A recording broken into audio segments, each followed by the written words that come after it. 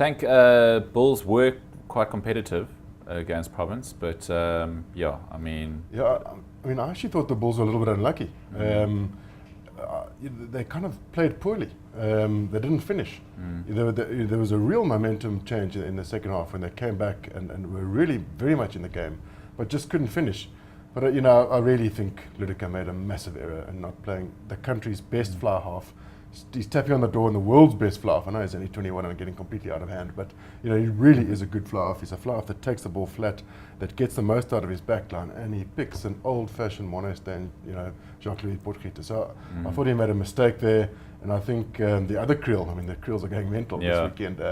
Jesse Kriel is a really, really wonderful rugby player, and if I was him, I would have been playing those two immediately. And Ludica, you've got to ask questions now. In Super Rugby, he played that tall timber loose trio without Stegman, without a fetcher. It didn't work, but he carried on and on and on. Eventually, he brings Stegman in and starts working. He gets the opportunity to play a guy like Pollard. He has messed him around all season, actually, because he's always had Potgieter ahead of him in the picking order.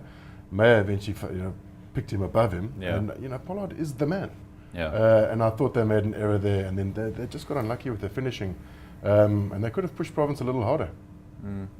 Obviously, Province have got fantastic finishers. Colby, showing again just his class and his speed and his step. But size-wise, do you think he'll ever get picked for the box? That's the big one.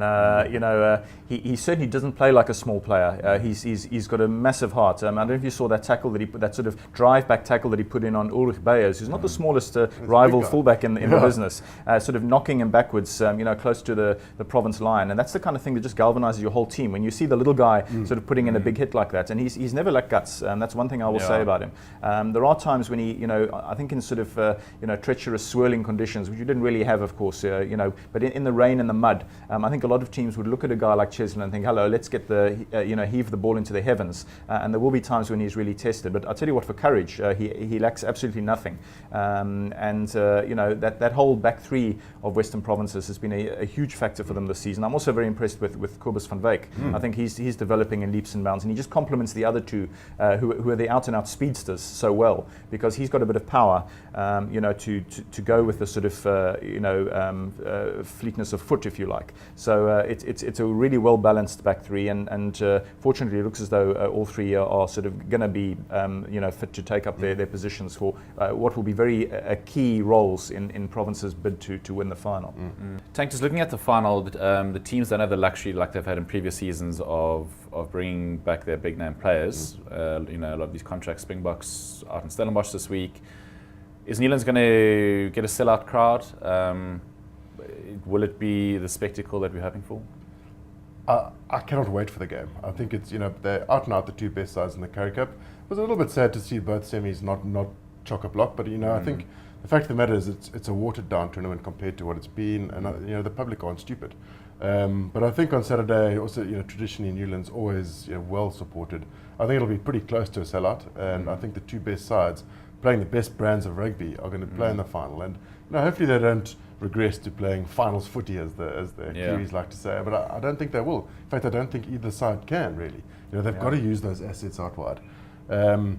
So I think the obvious factor is how's Province going to handle that scrum. They've got some issues. They probably came second just to the Bulls, and they're not exactly like powerhouses come scrum time. So big call as to whether they go Cilliers or Brock Harris at tight head. They've probably got an issue in that their two best front rankers are loose forwards. For Mark starting, and Kebbel I think is power. It's on the tight head, like with the rest of South Africa, where they're going to struggle a bit. So they've got a big call to make there, and I see Mallet's gone quite big, and he reckons Coleman should start ahead of Katrakilas, which Mallet's I like the way he thinks, and he's probably got a point in terms of he's a little bit more like Pollard and he gets more out of his backline, whereas Katrakilas is a slightly more old-fashioned flower. But my word, he did the business on Saturday. It would be a big call to make that decision.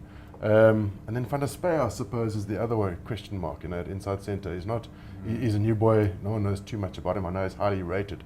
But yeah, so I think Province have got some calls to make. Whereas the Lions, they are set. There's definitely no changes there, and they're playing some great rugby. So that's why home ground advantage versus the side probably playing the best rugby make for a great final.